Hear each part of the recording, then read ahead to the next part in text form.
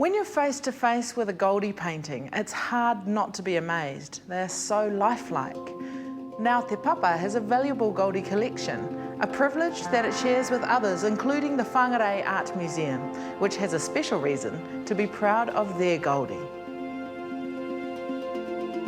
It was actually a gift from Helen Clark, the Prime Minister, as part of a dispersal of the collection, which is an extraordinary, generous concept of hers, to bring back, repatriate a lot of the paintings that are in embassies all around the world and gift them to institutions like ours that regionally that would otherwise never be able to afford to house extraordinary taonga and paintings like this.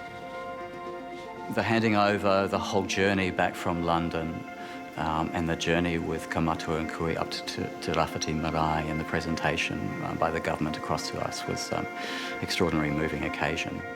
And why was Whangarei chosen?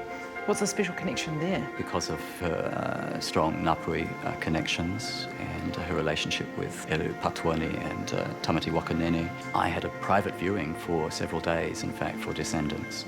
And we glazed the painting so that all the descendants could hongi her. So it was a very emotional kind of event for all of us and continues to be. It added sustenance to our collection and mana to our collection.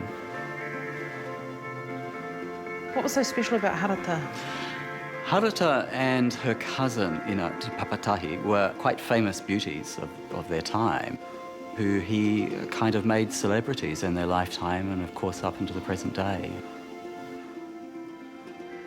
Like many people at the time he painted this portrait, Goldie thought Māori were dying out.